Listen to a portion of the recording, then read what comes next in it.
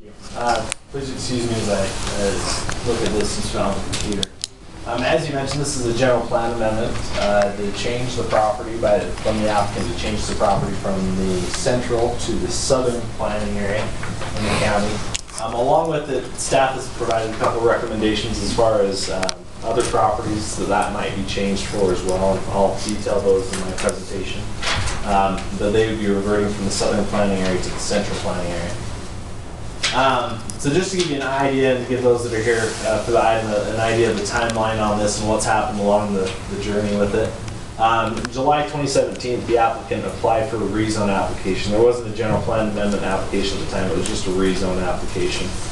October 12th, this item was seen by this body and it was voted on with 3-2 vote, which is a no vote. So it was sent on to the county council with a no vote.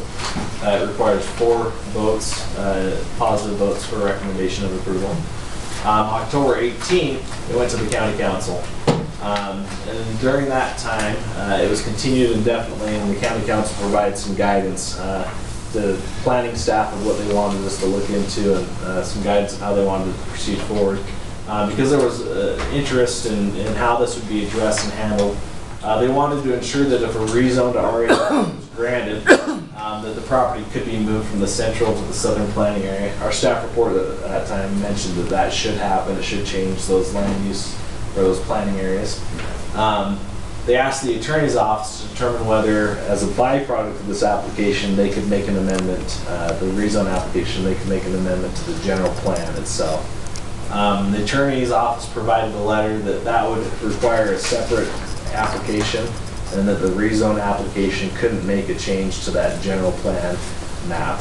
And so they gave direction to the applicant to provide a general plan amendment application so that they could meet the noticing and the procedural requirements for amending the general plan map. In addition to that, planning staff was asked by the county council to look at whether there could be a physical boundary established between the two planning areas. As you're aware, that planning area boundary runs up between properties in the middle of fields, and there's not a lot of definition if you're looking for a boundary as to where that boundary runs currently. So that was continued at the October 18th meeting with that guidance. October 31st, the county attorneys provided that letter saying that no, they need to provide a separate application for the general plan amendment. And then November 6th, that application was provided to us. Last month, the December 14th Planning Commission meeting, the item was continued because us as staff looking at how we could establish this boundary, we'd had some suggestions about wanting to make some other adjustments to the general plan map. With this applicant's requesting to go from the central to the southern, we were recommending that there was a boundary established and that there would be a few properties that would go from the southern to the central planning area. And so that was continued at the December 14th meeting so that we could notice it correctly and also notify those 2 other property owners that would be impacted by that general plan map amendment. And then January 11th tonight, we've got the culmination of the 2 applications coming to this before this body for the meeting. So this is the applicant's property that they're requesting the general plan amendment for. And then this is 650 South. And keep in mind there will be a separate item presented after this addressing a rezone by the applicant as well. So this is just regarding the general plan amendment. This is the applicant's property in question as well. And the applicant owns this parcel as well. And ironically, this is in the southern or the central planning area, zoned A20, and this one is in the southern planning area, zoned RA5, and then you've got the Heber City boundary that runs right here. You've got what will be a future bypass coming through in this area, property that's been acquired for that, and then you'll have a new development in Heber City going in here. So in this zoning here is about 5 units per acre, and the zoning allows for that. So they're in the central currently, they're asking to be put into the southern planning area. And it's 20.5 acres. And just going through the general plan and to kind of tell the story of why we think the maps are drawn the way that they are. Going through the text of the general plan for both planning areas, there's really not a lot of definition on why and what property should be in, what property should be out. So when you come to it with the question of should this property be in the central or the southern planning area. There wasn't a whole lot of guidance for us on which one it should or shouldn't be. But when you start looking at the maps for the southern and central planning areas, and you overlay the planning area boundaries, this is the common boundary between the two planning areas. This is the applicant's property. And this map shows the boundaries for the central planning area, southern planning area boundaries. So they fit together right here, kind of like a puzzle.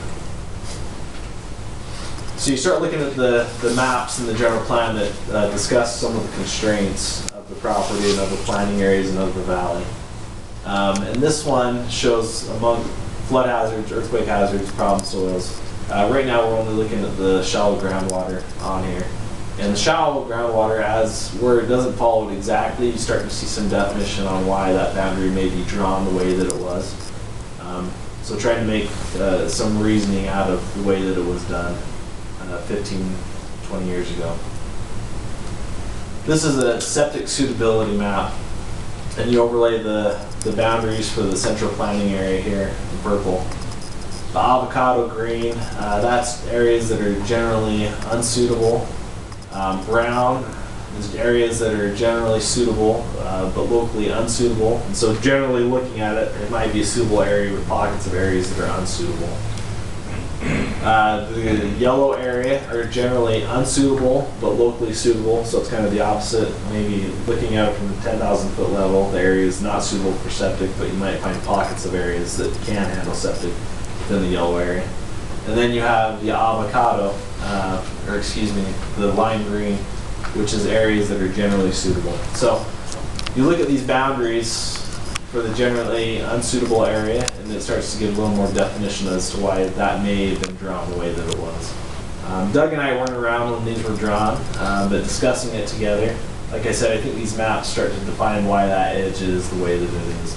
And you've got the applicant's property right there, kind of where some of these areas start to, the suitable and unsuitable areas come together. Landslide hazards, not a problem for the applicant. This is one of the maps referenced in the general plan, so I added that in there because of that. And this is the flood inundation area if the dam were to fail. Shows you kind of an idea of where they mapped that flood water going, which gives a little bit of definition on that boundary between those two areas. So these are the current boundaries between the two planning areas. The white line, you've got things north of it and west of it that are the central, the central planning area, and then kind of the south, the east portion, you have the southern planning area. Along with that, it shows the zoning for the area. So the green being the A20 zone, and then the salmon red color being the RA5. And so you do have a few properties within the southern planning area that are zoned A20. Which typically is conducive to the central planning area.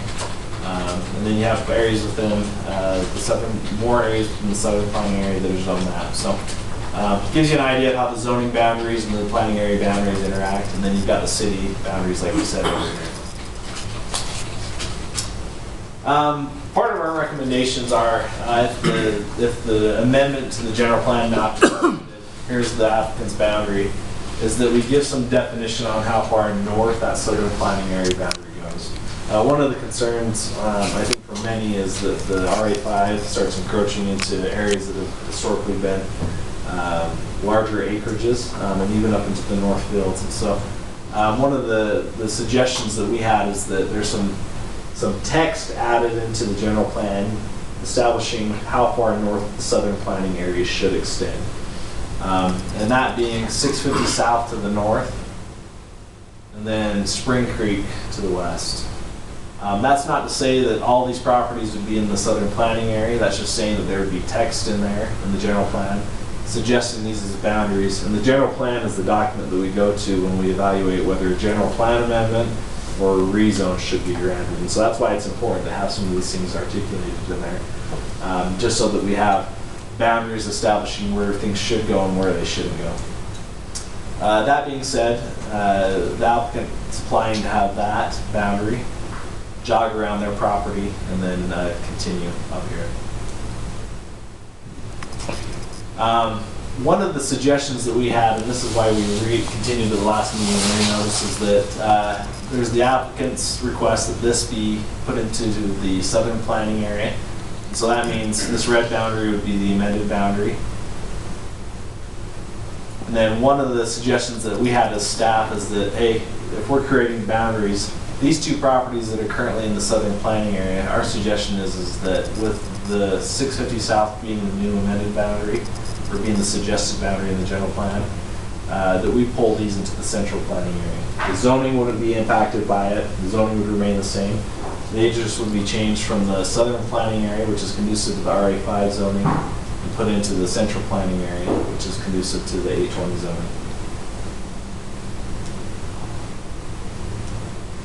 And so the findings, the county council, as the land use authority, has broad discretion over these decisions to either grant it, approve it, or to not grant it, approve it. Concern for approving the amendment could be the possibility of the expansion of the RA5 zoning up into this more into the Southfields area, and also encroaching closer and closer to the Northfields area.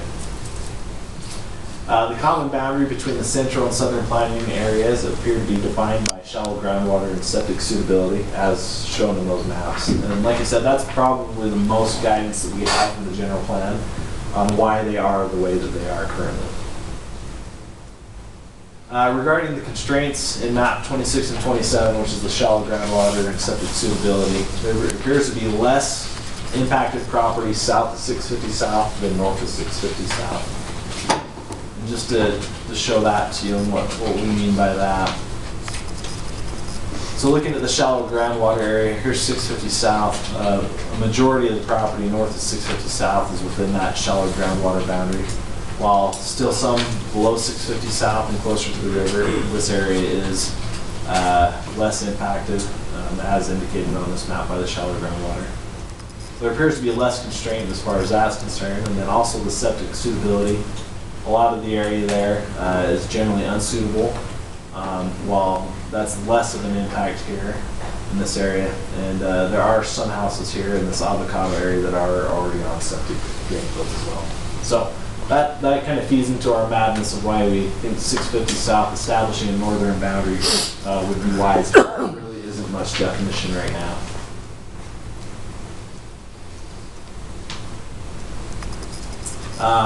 So less impacted property south of 650 South by those constraints, whereas north of 650 South has more impacted property.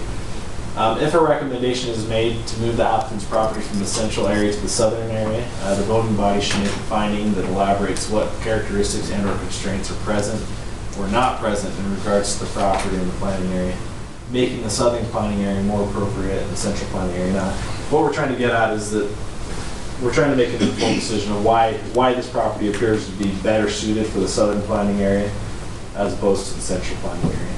And we think that would be wise to establish in your motion, whether it's for or against that. Then the applicant would need to pursue a rezone in order to change the zoning from A20 to RA5. This is a general plan amendment and would not rezone the property. They don't, and that's why they have the subsequent application for the rezone. These are a couple possible recommendations which really address the boundaries that we're suggesting as staff. If there is a desire to include the applicant's property in the southern planning area, along with the requested general plan amendment for the applicant's property, there should be an amendment to the text and the land use element for the southern planning area of the general plan, recommending the boundaries as you mentioned. So we're not changing the map boundaries to be 650 South for all those properties and Spring Creek for all those properties. But we would suggest that there's a text amendment made as well that says those boundaries, the southern planning area, should not extend any further north or west than 650 South and Spring Creek. So that's what this recommendation addresses. And then the other part of the recommendation is that any parcels that are north of 650 South that are currently in the southern planning area, that they are moved from that southern planning area to the central planning area. Like I said, there's two properties. One that's fully within that wholly within the central or the southern planning area, and then this is the other property. Their property actually extends up here and comes down here and over here, and so not all of it's within the southern planning area. Part of it's southern, and part of it's the central planning area now. We did hear back from this property owner And they had some concerns about some other issues like bypassing property boundaries and things like that, but they did mention in their letter, as Mr. George, that he was supportive of that southern planning area boundary being adjusted, just so that development doesn't continue to encroach further north into Midway Lane and the North Field. So he was supportive. We did not hear anything back from this property owner.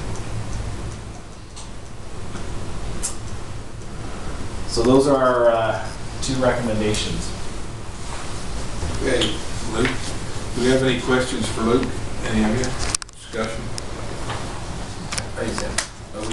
If we're proposing moving the south boundary, would it just all the way to 650 and clear over to Spring Creek, or are we not doing that like that? Our anticipation is that text would be added into the general plan saying that it shouldn't extend any further north than 650 and west, but you would only be adjusting the actual map itself for the applicant's property if you guys vote that way and go that route, and then also those other 2 properties on the opposite side. The other properties would have to come through and recommend that general map change on the road.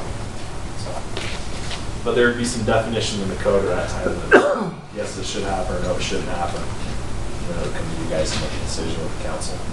Does that answer the question? Yeah, I'm just wondering if that's efficient. Oh, to have them come back? Yeah. Well, I think part of that comes down to, or do we want to pave the way for all of them to be in RA5 or not, you know? Well, I think there's a lot of factors that will come into developing new property as it gets closer to the river, and it's the septic tank itself percolating. That will mitigate it itself. I think for our purposes, it was just to address the applicant's property and those 2 others. So. Okay, is there any other questions for Luke? Okay, thanks, Luke. Appreciate it. I'll open this up for public comment. I'd like to keep it fairly brief, but we'd like to hear from those that would like to speak to this item. Go ahead. The applicant is here. I'm going to check and see if he has anything. Oh, yeah. I'm good. Anything? No, I think Luke done great. If you guys have questions, though, you're more than welcome to ask. We may have some afterwards for it, so. Yeah, I'll go ahead and open it up for public comment this time. Anyone that wants to speak to this item, please come up and state your name, and we'll hear what you have to say.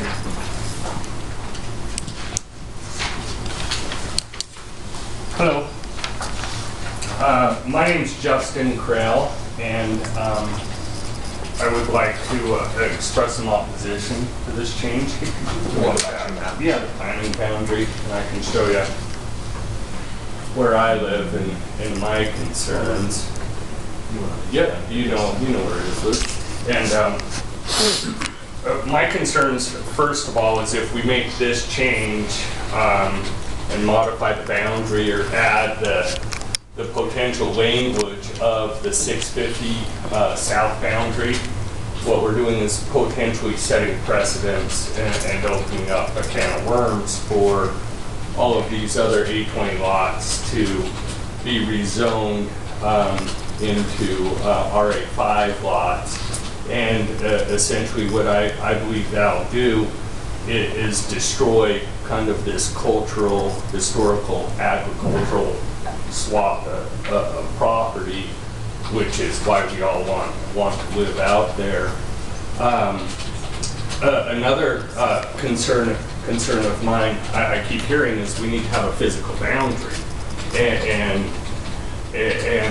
there's currently a boundary, and it's real clear. It goes right along my backyard, and right along Jeff Wooten's backyard, and kind of jogs around there. And if you're really kind of looking why they did it, when they did it, and the reason I can see is because that's the last of the open space through there. So they were really trying to protect as much of that open space as they could. In addition, I think, to the floodplains and the septic feasibility studies and whatnot. So my big thing is, I really think we need to protect the open land, the agricultural space out there, and by making this change it's just gonna open up a can of worms and potential legal action for people to say, well, you did it here, you did it here, you did it here, so we want that opportunity too. And, you know, I've seen this happen in other communities. I grew up in Draper when it was 1,000 people and saw the land go from, you know, 40 to 20 to 1 to quarter to 16th and just be destroyed. And really that's why I want to, you know, say what I can say is trying to protect this. And I really don't see how changing this boundary benefits the area or the community as a whole. I see, yeah, it might benefit one guy, but I think part of the role for the general plan out here and these boundaries is to protect the land and to represent the community. And I just don't see how this change necessarily does that. I see it makes sense to, you know, put Riley's stuff into it, but I don't like opening up the can of worms to move it to 650 to add that language, or, you know, to set precedents. And those are my concerns. So, thank you. Thank you, Justin. Okay. All right, have a great night. Thank you, Justin. Okay, someone else, come on, please state your name. My name is Megan Hooley. I'm with Justin. Megan Hooley? Hooley, yes. How do you spell your last name, please? Hooley. Hooley. This is something important to me. Sorry, I'm nervous. I don't speak well in front of people, but I think everything that Kent said, bravo, 100% my concerns. Michael and Kimberly, those were also some of my concerns. So I guess for me, what you said is what I wish I could say. So you know what you said. Heber is a very special place. I haven't lived in Heber more than 4 years, but you know, my family had Provo River bottoms, a lot of it, destroyed. I mean, there's nice houses, but there's nothing left. And it was the same thing that Justin said. Bit by bit, it's gone. You know, my grandparents, my great-grandparents, you know, the cows, the horses, the history, I mean, if it's your birthright, you understand it. If it's not your birthright, then it's just money. So, I'm very impressed.